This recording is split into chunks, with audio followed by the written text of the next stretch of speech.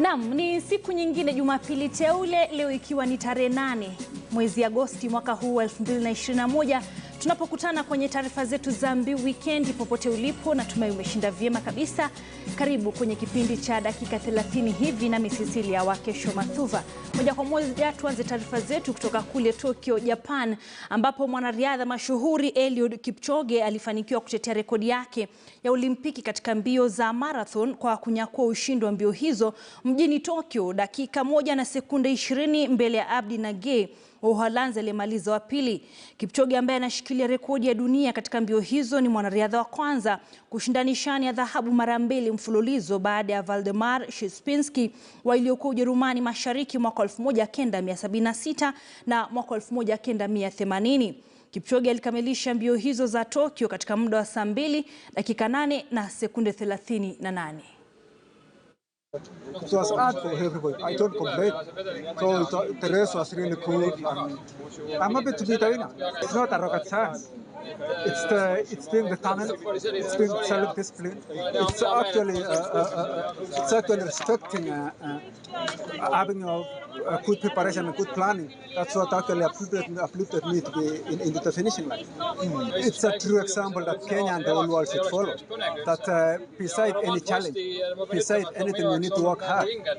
2020 actually is the sign of hope to the whole world, and it's the only road to show the world that we are on the right transition towards our own normal life. So we are really seeing a light on the tunnel that we will soon actually resume our own normal lives. Actually, I want to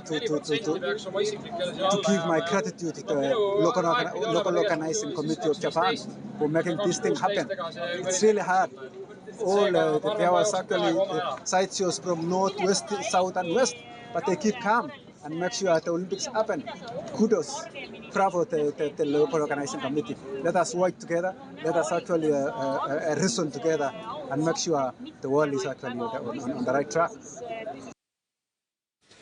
Ama kweli tunawavulia kofia timu Kenya kule Tokyo, Japan. Mtazamaji, kumbuka sasa Kenya tuko nambari 1 barani Afrika na vile vile nambari 19 kote duniani. Bila shaka tunawapigia makofi wale wote waliotuwakilisha kule Tokyo. Lakini sasa turejee humu nchini ambapo tunaangazia siasa, na wiki moja baada ya kinara wa chama cha ODM Raila Odinga kuzuru Mombasa kukutana na Rais Uhuru Kenyatta, Raila amewapuzilia mbali wanaokosoa jukumu lake serikalini, akishikilia kuwa hayupo serikalini ila yeye ni mshauri tu. Odinga ambaye amedhibitisha kukutana na rais kwa mazungumzo maalum, amesema hatafichua kina cha mazungumzo hayo, akiongeza kwamba hafai kuchukuliwa kuwa mwandani wa rais, japo Wakenya wengi wanahisi kwamba ametupilia mbali jukumu lake kama kiongozi wa upinzani. Kama tumekutana na Uhuru Kenyatta, kama tunataka kutangaza, tunatangaza. Lakini hatakuwa na kitu cha kutangaza. Ndio tumekutana. Tumepiga gumzo. Mimi sitaki kuingia mambo ya serikali bwana. Mimi siko ndani ya serikali. Na serikali inashughulikia na mambo ya uhalifu na kadhalika. Hiyo mimi siwezi kujua kama sijaelezwa. Maana yake mimi siko kwa serikali. Wale ambao wanapiga kelele ndio wako ndani ya serikali. Na wanajua sababu gani. Na kwingineko ni kwamba kiongozi wa chama cha Wiper Kalonzo Musyoka kwa mara nyingine tena amemshutumu naibu rais William Ruto kwa kile amesema kuwa ni kutokuwa na uaminifu katika harakati zake za kutafuta uongozi. Kalonzo amesema kuwa Ruto amekuwa akiwatumia vibaya walala hoi katika jamii, huku mwenyewe akiwekeza katiba biashara zake zinazogharimu mabilioni ya pesa. Nimeona Kibicho akijitetea, nikaona ni kama the punching voice. Kibicho, Matiang'i. Of course, the Minister of the Interior is a very important ministry in any country. Lakini the truth be told, mimi nilikuwa vice president wa Kibaki for 5 years. Sidhani ningetoka Kenya. I can't even remember. There's no way I would have left the boundaries of this country kwenda nje bila kupata idhini ya President Kibaki. It doesn't work that way. Lazima tuseme mambo haya. I'm just telling Deputy President William Ruto to be honest and say it. On this one, he didn't get it right. Huwezi kutavo, because president, deputy president, kama mambo yangefanyika mabaya nchi, out of the country, the first person answerable ni President Kenyatta. Na kwengineko ni kwamba wakazi wa Kadunganyole katika kaunti ya Turkana wamechangamkia hatua ya kuchimbwa kwa kisima na kukabidhiwa jamii, tukio ambalo wanasema litafaa na kuwaokoa kutembea mwendo mrefu wakitafuta maji. Kisima hicho kilifadhiliwa na shirika la Rada Technologies International ambalo linatambulika kwa utambuzi wa mafuta huko Turkana na kuchimbwa na kaunti ya Turkana. Kisima hicho kitatumika kwa mahitaji ya jamii na pia kusaidia shughuli za biashara na kuwafaa mifugo. Kwa sasa kaunti yote ya Turkana ina zaidi ya visima 800.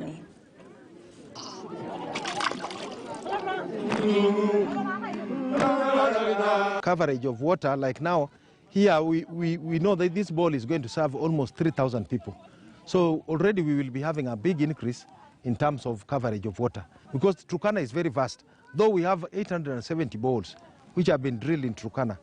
Our aim has been that come the year 2030, that we should have reached above 65 or 68 there. So we could be approaching 70%. And that, I think, to be in terms of coverage could be a number which is at least not so bad. There's the capacity to increase the current size of production in terms of the small ruminants, the goat and sheep, based on the intervention of this new water, because we can now come up with pasture paddocks for the goats and sheep. Namshukuru Mungu kwa sababu ameniletea maji karibu kuliko vile nilikuwa natafuta maji mbali. Hasa maji kisambazwa mpaka kule kwa kijiji, hiyo ni lazima uwe na nguvu na ujikakamua asubuhi mapema ukuje upande mboga yako. Kama unataka kung'oa kwenda town ni wewe mwenyewe. Na Waislamu wanatarajiwa kukaribisha kalenda mpya ya mwaka, huku wito umoja na amani ukikithiri maandalizi ya sherehe hizo. Maimamu kutoka maeneo tofauti nchini waliokongamana katika msikiti wa jamii ya kaunti ya Kajiado kwenye warsha iliyoandaliwa na Al-Azhar kutoka Misri wamewataka Waislamu kuishi kwa amani na dini zingine ili kuimarisha umoja na amani. Hii hijra imetufundisha mambo mingi. Mambo ya maingiliano kati ya Waislamu na wasiokuwa Waislamu. Mambo ya maingiliano kati ya Waislamu na Waislamu. Ulimwengu wetu, especially Kenya, tumepata challenges nyingi za majaribio ya kuwezwa kuingizwa chuki kati ya Wakristo na Waislamu. Lakini katika Kugura leo tunajaribu kuelezea kwamba hakuna chuki kati ya Waislamu na Wakristo, wala hakuna chuki kati ya taifa na taifa lingine. Kwa sababu Kugura inatufundisha mtu atoke sehemu aelekee sehemu nyingine. So tunapokumbuka historia ya Kugura kwa Mtume sallallahu alaihi wasallam, tunakumbuka kwamba mwanadamu achukue hatua mbele ya maisha, yale maisha aliyotoka achane nayo, akuje kwa maisha mazuri zaidi.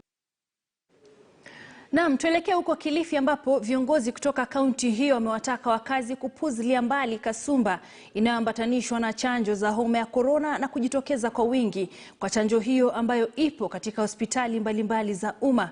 Mbunge wa Malindi Bi Aisha Jumwa na mwenzake wa Magarini Michael Kingi wamesema mlipuko huu unafagia watu kwa sababu ya kukosa kufuata sheria za Wizara ya Afya za kujiepusha na makundi, kuvalia maski na kunawa mikono mara kwa mara. Wale watu watatu ambao tuwapoteza ndani ya wiki mbili, wale mjini watu walisema tuende tafute mganga, labda wamerogwa. Wanasahau kwamba kuna COVID. Na hii COVID ikikujia utafikiri umerogwa. Manake inaweza kukuingia saa hii, labda baada ya masaa fulani, kama huna kinga ya kutosha, unaanza kuhema, baadaye unaanguka tayari unakufa. Kwa hivyo naomba sana tuzingatie yale makataa ambayo serikali zetu zote mbili wametuwekea. Tunaosha mikono, tunavaa barakoa na tunahakikisha kutengamana na watu, tunahakikisha kwamba tunaweza kulimi. Tunakutana bila kujua, tunaisha bila kutambua. Korona ni janga, korona ni ukweli, Kilifi ni kubaya, watu wanakufa na korona. Na nataka nilizungumze hili kwa sababu nilikuwa nafikiri hata mimi ni mambo ya hatihati. lakini korona ni ukweli. Kwa hivyo tunapokuwa tunakutana hivi, tuhakikishe kila mtu anachukua personal responsibility, kuhakikisha ya kwamba una sanitize, una keep distance, usingoje polisi kuja kukufanyia, wewe mwenyewe simama. Unazika mtu mwenga, kesho tukiondoka wamekufa 6 ama 7. Janga lipo na si uongo. Kwanza hii inaitwa Delta wave, hii imetumaliza, afadhali hiyo Alpha. Hii inatumaliza. Tuchukue tahadhari, Kilifi ni kubaya. Wafanya biashara wa miraa katika eneo la Malindi sasa wanamrai gavana wa kaunti ya Kilifi Amason Kingi kutotia saini mswada uliopitishwa na bunge la kaunti hiyo unaonuia kuongeza ushuru kwenye mogokaa. Mswada huo upo chini ya mwakilishi wadi wa eneo la Garashai Peter Ziro, ambaye anashikilia kuwa nyongeza ya ushuru kwenye bidhaa hiyo itasaidia kupunguza matumizi mabovu miongoni mwa vijana. Mswada huo aidha unapendekeza kuwa ushuru huo upandishwe mara 10 zaidi ya ilivyo sasa ili iwe ghali kwa vijana kumudu bei lake. Lakini wafanya biashara wanasema iwapo mswada huo utapita, basi watu wengi watapoteza nafasi za ajira na kuongeza visa vya uhalifu. Nilikuwa nina ombi kwamba county yetu ya Kilifi, especially Department of Finance, impose high cost fines za kuhakikisha kwamba uingizaji wa mogokaa bei yake inakuwa juu, ili tuzuie watoto wadogo kununua huo mogokaa. Hata ikiwezekana ingekuwa vyema ukaweze kupigwa marufuku kabisa, ili kwamba vijana wetu wakaweze kuconcentrate na mambo ya elimu, kwa sababu tunaona vijana wengi wakikaa mitaani wakitafuna mogokaa mpaka masaa ya usiku, ambayo hiyo mwisho wake huletea ukora na mambo ambayo hayaeleweki katika community. Ningeomba gavana asitie huu msaada saini, sababu kwa kusema ukweli ndio kazi tunategemea.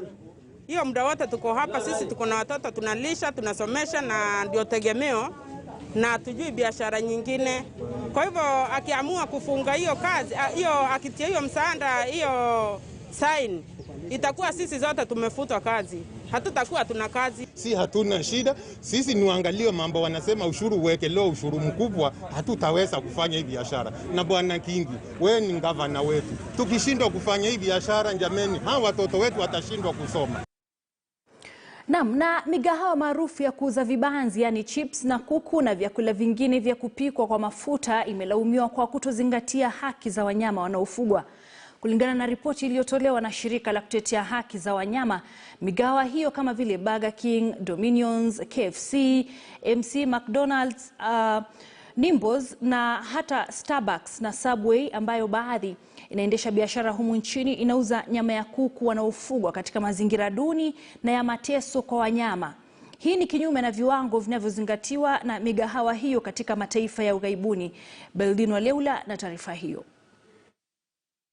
Wakenya wengi wanapenda kula katika migahawa ya kuuza chips na kuku pamoja na vyakula vingine vilivyopikwa kwa mafuta. Lakini wasichokifahamu ni kwa migahawa hii haizingatii mkataba wa kulinda haki za wanyama wanaofugwa kwa ajili ya chakula cha binadamu. Kulingana na ripoti iliyotolewa na shirika la kutetea haki za wanyama, nyama ya kuku wengi inayouzwa katika migahawa hii wanafugwa katika mazingira duni, hali duni ya usafi na kuteswa. Kuku wanaochinjwa na kuuzwa katika migahawa ni wana maradhi mbalimbali, ikiwemo maradhi ya ngozi. Licha ya ripoti hii, migahawa kama vile Burger King, Domino's, KFC, McDonald's, Nando's, Pizza Hut, Starbucks na Subway bado inajikokota katika kutekeleza azimio la kulinda haki za wanyama wanaofugwa kwa ajili ya chakula cha binadamu. Animal welfare is important and critical for the productivity of the animal. It's also important and critical because it determines the quality of product that comes from the animal. If the animal is mishandled, the quality of the product tends to deteriorate. And that then means that certain aspects around food safety are also compromised. Migahawa hii inatakiwa kupunguza matumizi ya dawa za kuua vimelea au antibiotics ili kuharakisha ukuaji wa kuku hao, kwani utumiaji mbaya wa dawa hizi huleta maradhi hata kwa binadamu. Takriban watu 700,000 hufariki kila mwaka kutokana na magonjwa wanayopata kutokana na kula kuku ambao wameishi katika mazingira duni na waliodungwa dawa za kuharakisha ukuaji. Because when the fast food restaurant is engaged by the buying power of the consumer, they are forced to do the right thing, which then drives the process down the supply chain. And part of the requirements that we are hoping that the fast food restaurants are going to do is then to develop supply chain policies that drive animal welfare or mainstreams animal welfare as part of the requirements of their supply chain. Ripoti kutoka shirika la kutetea haki za wanyama linataka migahawa hii ya chips na kuku kuzingatia haki za wanyama, haswa kuku wanaouzwa humu nchini na Afrika kwa ujumla, kama vile wanavyozingatia haki hizo katika mataifa ya Uingereza na Marekani. Building Waliaula, KTN News. Na kwingineko, familia ya msichana wa darasa la 8 mwenye umri wa miaka 16 ambaye anadaiwa kunajisiwa na wanaume 3 huko Wajir inalilia haki, huku binti wao akiendelea kuishi na maumivu ya kupindukia. Wakazi na polisi wameghadhabishwa sana na ongezeko la visa vya ubakaji na unajisi ambavyo mara nyingi husuluhishwa kupitia mfumo wa maslaha. Na kama anavyotuarifu mwanahabari wetu Ahmed Hussein, wenyeji wameacha domo wazi baada ya visa vipya 3 vya ubakaji na unajisi kuripotiwa wiki iliyopita. Halima Ali sio jina lake halisi, yumo tabani. Maumivu yamemsibu. Anakumbuka kiwewe alichopitia Jumatano tarehe 28 mwezi wa Julai mwaka huu, wakati anadaiwa kubakwa na wanaume 3 kwa zamu. Kulingana na polisi, msichana huyo alikuwa akielekea nyumbani aliposhambuliwa na wanaume 3 waliombaka msituni. I was raped by 3 men. I cannot sleep at night. Anakumbukizi nzito kuhusu dhulma hiyo. Mamake anatatizwa na hali ya mwanawe. Msichana wangu haendi shule, haezi akalala, hata hawezi kujisaidia. Mimi nataka haki kwa mtoto wangu. Polisi hata hivyo wamemkamata mmoja wa washukiwa wanaohusishwa na uhalifu huo. Vijana ambao ni vijana 3 wakatoka kwa gari, wakamshika na nguvu, wakafunga mkono pamoja na mguu na wakamweka ndani ya gari. Hakujua mahali gari ilikuwa inaelekea. Wakamtoa ndani ya gari na wakafanya kitendo. Wakazi sasa wanatia hofu juu ya kile wanachosema ni mwenendo wa unyanyasaji dhidi ya wanawake, huku familia ya mwanafunzi wa darasa la 5 mwenye umri wa miaka 14 aliyedaiwa kunajisiwa Jumanne tarehe 3 mwezi huu wakililia haki. Kulingana na familia, msichana huyo wa miaka 14 anadaiwa kupelekwa kwenye gari na mwanamume wa miaka 27 ambaye alimnajisi usiku kucha kabla ya kukamatwa akiwa na mwathiriwa wake saa 5 asubuhi siku iliyofuata. I was unable to sleep because you can imagine a parent who is missing his child for roughly 24 hours, not knowing where the child is, whether the child is alive, what has happened to her. Hata hivyo, mshukiwa ambaye anatambulika kama Abdul Hussein alipelekwa kotini Alhamisi na aliachiliwa kwa dhamana ya shilingi 1,300. Kesi hiyo itasikilizwa tarehe 18 mwezi huu. I am not happy with the judgment of the court that the man was released on a cash bail of 300,000. I am not happy about that. Kufikia Ijumaa, kesi 2 zaidi za ubakaji ziliripotiwa katika kituo cha polisi cha Wajir. Wanaharakati wanaotetea haki za kibinadamu sasa wakilaumu mfumo wa maslaha na matumizi mabaya ya dawa za kulevya. So we tell our elders, please, if the issue is SGBV or defilement or rape, they should totally keep off. Let the law take its course. We want that older man who want to go and do maslah in terms of social gender-based violence, we want to bring him here. Huku waathiriwa wakiendelea kuumia kwa kimya, ni matumaini ya familia zao kwamba koti itachukua hatua haraka ipasavyo na kuadhibu vikali waliofanya unyama huo. Ahmed Hussein, KTN News. Naam, tunatumai kwamba wanaohusika watachukua jukumu ili angalau haki watendekee waathiriwa wote. Na ulimwengu umekuwa ukiadhimisha wiki ya kina mama kuwanyonyesha watoto tangu tarehe 1 mwezi huu wa Agosti ili kuhamasisha umma kuhusu umuhimu wa maziwa ya mama kwa afya ya mtoto. Kauli mbiu ya maadhimisho mwaka huu ni kunyonyesha kama jukumu la kijamii. Kunyonyesha mtoto ni jambo lenye umuhimu mkubwa katika maisha ya mtoto. Jukumu la kunyonyesha huanza hata kabla ya mama mjamzito kujifungua. Baadhi ya wanawake hufunzwa jinsi ya kunyonyesha wanapoenda kliniki, lakini kuna wale ambao hawana habari ya jinsi wanavyofaa kuwanyonyesha watoto wao. Rachel Adera, ambaye ni mkunga katika hospitali ya Kenyatta, anaeleza baadhi ya mambo ambayo akina mama waliojifungua wanapaswa kuzingatia ili kuimarisha afya ya watoto wao. As long as a mother is at peace in the mind and you psych your body, I don't know if that's the right word, you prepare your body for breastfeeding, the breast milk just comes. But we encourage mothers to take plenty of fluids in preparation, like during labor, they may be dehydrated through labor. So they tend to, we encourage them to take plenty of fluids, so by the time the baby is born, milk starts coming out. Mara nyingi kina mama huhisi uchungu kwenye sehemu ya chuchu, hali ambayo hufanya shughuli ya kunyonyesha kuwa ngumu. Mara nyingi kina mama wengi haswa ambao wamejifungua kwa mara ya kwanza huchanganyikiwa ikija kwenye aina ya vyakula wanavyostahili kutumia kuongeza viwango vya maziwa. Ila wataalamu wa masuala ya afya wanashauri kwamba wanachohitaji tu ni kuzingatia lishe bora. We want to focus on the mother, but not so much to tell them to eat excessive. Excessive meaning like you're telling a mother now you have to take like this much food.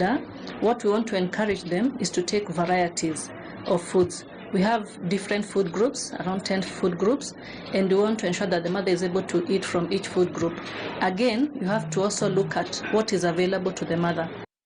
Tangu zama za kale kina mama wengi wamekuwa kinyonyesha watoto wao, ila usilolijua ni kwamba shughuli hiyo ina changamoto zake. Ipo haja ya jamii kusaidia kina mama hao kutekeleza jukumu la unyonyeshaji watoto ili kusaidia kuimarisha afya ya mtoto na mama.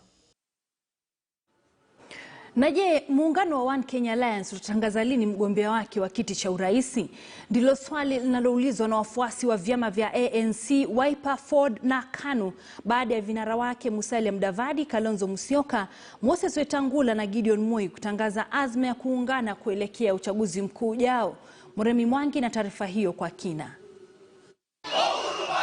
Katika mchezo unaotajwa kuwa mchafu wa siasa, kila sekunde ni muhimu na vivyo hivyo kwenye kinyang'anyiro cha urais cha mwaka ujao. Kwa vinara wa ANC Musalia Mudavadi, wa Wiper Kalonzo Musyoka, wa Ford Kenya Moses Wetangula na mwenyekiti wa KANU Gideon Moi, chini ya muungano wa One Kenya Alliance, kipindi cha mwaka mmoja kabla ya kinyang'anyiro hicho kina kizungumkuti chake. Well, we are aware, Murimi, of those challenges. But we are not at liberty at this stage. We must also be strategic, we'll be open about it. We'll be keeping the media notified of every step. Ila mengi yamekuwa yakiendelea nyuma ya pazia. La kwanza likiwa kuundwa kwa kamati ya wanachama 8, wakijumlisha wawakilishi wawili kutoka kwa vyama tanzu, ANC, Wiper, Ford Kenya na KANU, kupanga mikakati ya uchaguzi wa mwaka ujao. KTN News imebaini kuwa kibarua kikuu kwa kamati hiyo ni kuchagua nembo na rangi za muungano. Jukumu la pili likiwa kuchanganua kwa kina manifesto za vyama hivyo na kuziainisha na kuwa na manifesto moja ya muungano. Hata hivyo, kipo kibarua kigumu zaidi kwa kamati hiyo, nacho ni kumteua atakayepeperusha bendera ya muungano huo katika uchaguzi wa rais. Ushindani mkali ukitarajiwa haswa kati ya Mudavadi, Kalonzo na Moi. The technical team where I was sitting at and the political team have given the principals 90 days, a 90-day framework to complete discussions, to complete paperwork, to complete outreach, to the extent that the idea is that by the time people are going for their Christmas, everything should be on the table. Mahakama ya rufaa inatarajiwa kutoa maamuzi yake kuifufua au kuisitisha rege ya mabadiliko ya katiba ya BBI mnamo Agosti tarehe 20. Maamuzi yanayokisiwa pia kuwa na umuhimu zaidi kwenye uundaji wa miungano ya kisiasa, haswa kuhusu iwapo kinara wa ODM Raila Odinga atajiunga na Mudavadi, Kalonzo na Wetangula kwenye muungano wao mpya. NASA ilifanya kazi yake ni ikakwisha. Hiyo haimaanishi kwamba hatuwezi kuungana tena. The only person they can talk to reduce their presidential ambition, if at all, is Raila. For Ruto, he is decided. And if you join him because he's at the top. For Raila, the discussion is how do we make him this time not the flag bearer and then come and support. I want to invite you to go and read the history of Elizabeth Taylor and Richard Burton. And they are alive in Hollywood. They married and divorced 5 times. Na pasi na shaka, ndoa mpya za kisiasa zitaendelea kuchipuka, zingine zikivunjwa, kinyang'anyiro cha urais cha mwaka ujao kikizidi kushika kasi. Muremi Mwangi, KTN News. Haya mtazamaji, mengi zaidi utakunayapata mwendo wa saa 1 kwenye taarifa zetu za KTN leo weekend, na Cecilia wa Kesho Mathuva. Kwa sasa naondoka ili niwapishe wengine. Kuna Daula Elimu kuanzia mwendo wa saa 11 na mwalimu Franco Otieno. Vile vile saa 12 ni Paul Nabiswa na kipindi cha siasa za kanda. Kwa sasa endelea kutazama KTN News. Kwa heri.